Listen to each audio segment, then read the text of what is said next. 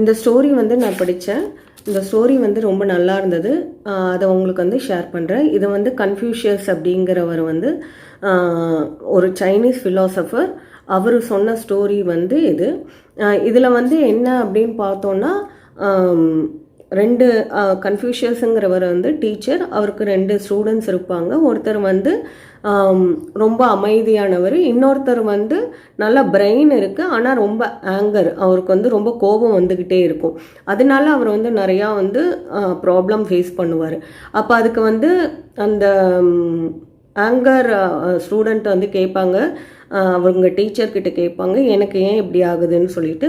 அவர் வந்து ஒரு நல்ல ஸ்டோரி வந்து சொல்லுவார். ஸோ அதை மட்டும் நான் உங்களுக்கு ரீட் பண்ணி காமிக்கிறேன். அது வந்து உங்களுக்கு ரொம்ப பிடிக்கும்.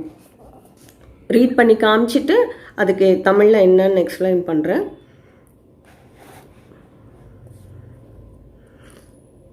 I want to ask you some questions. How many teeth have you? I have 32 teacher. How many tongues? Just one. How many teeth have you lost? I lost 1 when I was 9 years old and 4 when I was about 26 years old. And your tongue, is it still perfect? Oh yes. You know Mangan, who is quite old. Yes, I know him well. How many teeth do you think he had at your age? I don't know. How many has he now? 2, I think. But his tongue is perfect, though he is very old. You see, the teeth are lost because they are strong and determined to have everything they desire. They are hard and hurt the tongue many times, but the tongue never hurts the teeth. Yet it endures until the end.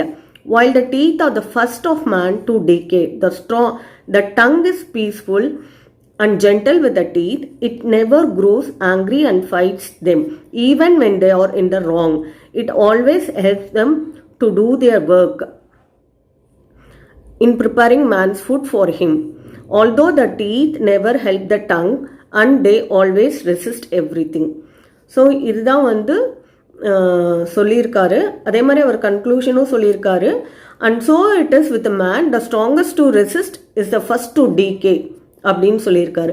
இதில் வந்து என்ன சொல்லியிருக்காருன்னா, அவர் வந்து teacher வந்து அந்த student கிட்ட வந்து question கேட்குறாரு, உனக்கு வந்து எத்தனை பற்கள் இருந்தது அப்படின்னு சொல்லிட்டு. அதுக்கு அவர் வந்து சொல்கிறாரு, எனக்கு வந்து 32 இருக்குது, 32 இருக்குது அப்படிங்கிறாரு. டங் எத்தனை இருக்குதுன்னு கேட்குற போது 1 தான் இருக்குது அப்படிங்கிறாரு. உனக்கு எத்தனை பற்கள் வந்து விழுந்துடுச்சுன்னு கேட்குற போது, எனக்கு வந்து 9 இயர்ஸ் போது 1 விழுந்துடுச்சு, அதே மாதிரி வந்து 26 இயர்ஸ் போது 4 விழுந்துடுச்சு அப்படிங்கிறாரு. டங் எப்படி இருக்குது அப்படின்னு கேட்குறாரு, நல்லா இருக்குது அப்படிங்கிறாரு. அதே மாதிரி உனக்கு மன்கன் அப்படிங்கிற ஒரு பர்சனை தெரியுமா, அவர் கொஞ்சம் வயசானவரும் உனக்கு தெரியுமான்னு அப்படின்னு கேட்குறாரு. அவர் எனக்கு நல்லாவே தெரியும்.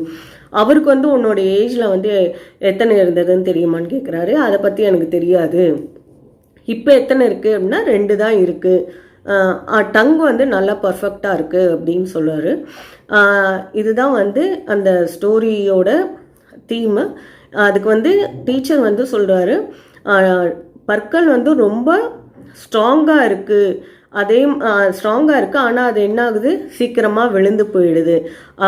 பற்கள் வந்து ஹார்டாகவும் இருக்குது, அதே மாதிரி டங்கை வந்து ரொம்ப அடிக்கடி வந்து துன்புறுத்திக்கிட்டே இருக்குது. இருந்தாலும் வந்து டங் என்ன பண்ணுது, பற்களை வந்து துன்புறுத்தவே மாட்டேங்குது. ஆனால் அதில் லைஃப் நிறையா இருக்குது. ஃபஸ்ட்டு நம்ம பற்கள் தான் நம்மளுக்கு டிகே ஆகுது, கெட்டு போகுது. ஆனால் வந்து டங் வந்து நல்லாவே இருக்குது. ஏன்னா டங் வந்து பீஸ்ஃபுல்லாகவும் இருக்குது, ஜென்டலாகவும் இருக்குது டீத்தோட. அது வந்து எப்பொழுதுமே வந்து பற்களோட சண்டை போடுறதில்ல, கோவப்படுறதே இல்லை. ஈவன் தான் வந்து அது தப்பு பண்ணாலுமே, அது வந்து பற்கள் வந்து டங்குக்கு வந்து டங்கை ஹர்ட் பண்ணாலும் அது வந்து எப்பொழுதுமே வந்து அது நல்லது தான் செய்யுது அப்படிங்கிறாரு.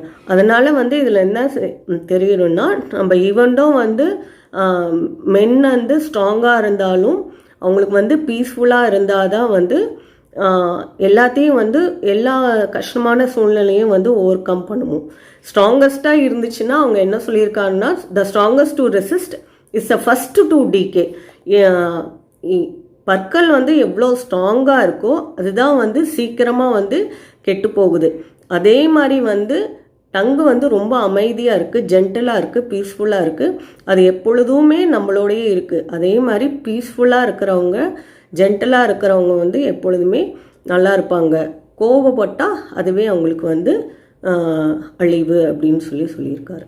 தேங்க்யூ.